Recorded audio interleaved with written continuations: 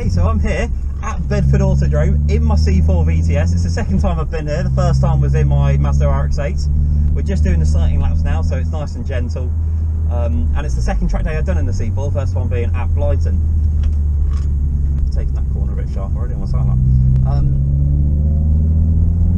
It's a beautiful day, it's sunny, it's been a cold morning, but yeah, really looking forward to it. The track's bone dry. It's very rare for me to do a dry track day. And Bedford Autodrome is one of the longest tracks you can do in, stuff's flying everywhere, in the UK.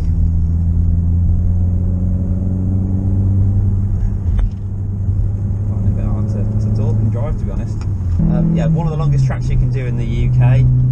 It's great if you're an amateur. It's really wide, it's very big, so even if there's lots of fast cars and lots of cars like there are today, there's loads of places to pass. You never really feel like you're in that much of the way, and there's nothing really to hit. It's a bit featureless. It can be quite hard to see where the corners are without relying on the signs because it's just so flat, but it's a great track. And you know, if you are in something, you know, trying out a new car or something that's maybe a bit leery, it's a great place to give a go. So yeah, and there's a really long straight which I'm coming onto now, which is about 1 kilometre.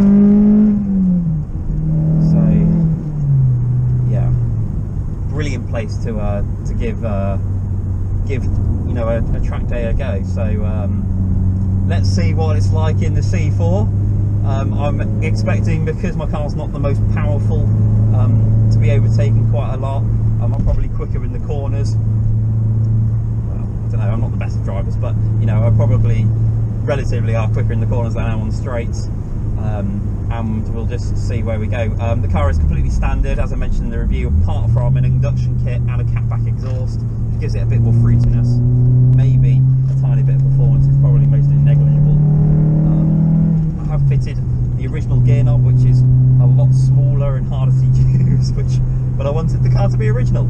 Hopefully I don't miss any gears. I'm hoping to overtake something. Obviously that's not the point of today, but I just don't want to be the slowest thing on track, really.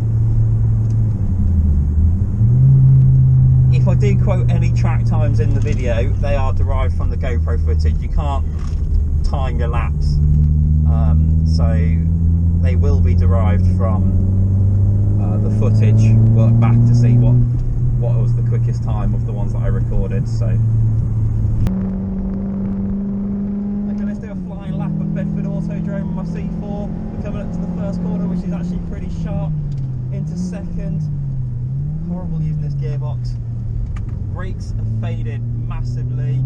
I have got relatively new brake pads on the front, but I think it's my fluid getting too hot. It's not great. Hopefully you can hear me. It's very noisy in here. My ears are hurting.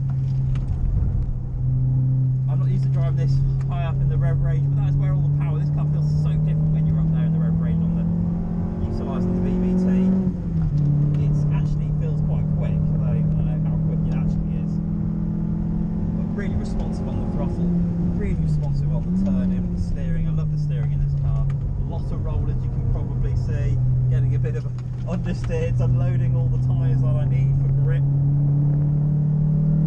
Apparently I'm cocking a wheel up at the back according to some of my friends who have been driving behind me. Right, left-hander onto the back straight. This is about 1 kilometre long, this straight, so let's see what speed we can get up to. 5-speed gearbox, peak power's at 7,000 RPM, red line's at 7,200, which is pretty high, especially for a French car. Into fourth. That's a ton. That's 110.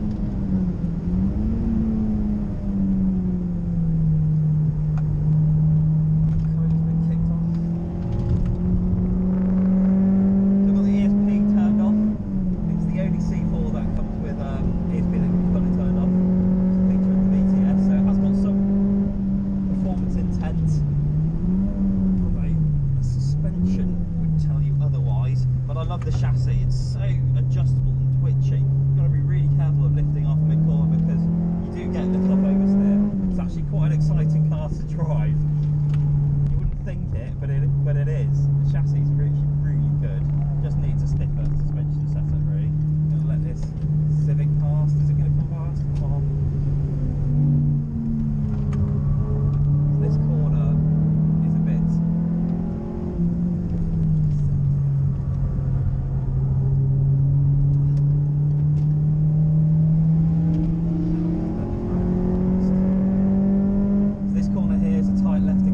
very similar to the first corner on the track. Quite a late apex. It'll cut in too soon because you'll struggle to get around it. This next corner is a bit confusing because there's loads of cones, so it's hard to see where the actual track is. It's also sort of got a double apex, so you want to take it quite wide onto another straight. There's so many straights here, sort of each corner's connected with a straight. It's not a very flowing track, but there's lots of room to let faster cars pass, which is really good. But I do love driving this car. I think Blyton Park was a much better track for it, where it was narrower and a bit twistier. Weight transfer is pretty. On the whole, it's just a bit exceptional.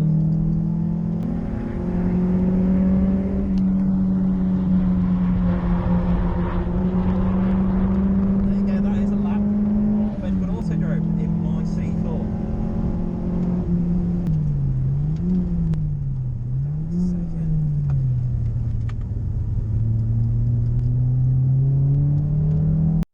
So despite the odd moan about the brakes getting a bit overwhelmed and a bit of body roll, I thoroughly enjoy driving the C4 at Bedford. It's a really exciting front-wheel drive car. When it's on the limit, it's really adjustable. You can push it really hard because it resists under steer so well. And that engine, when it's up there in those high revs, it's just so exciting. It sounds so great. Maybe it's a bit too loud in my car. Bedford is a really great track. It's great for getting to learn a car. You can really push it really hard, and I think by the end of the day, when the track was clear and I'd got a lot more confidence, I think I was a lot faster than that 3:19 time I caught earlier on my footage. I'd run out of memory by the end of the day.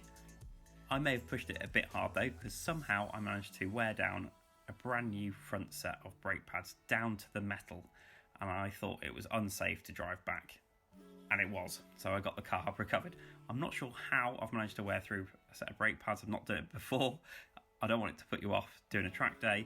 It's something that I need to maybe get in touch with the manufacturer about, because it shouldn't last 300 miles, even on a track day. This is just a standard road car after all.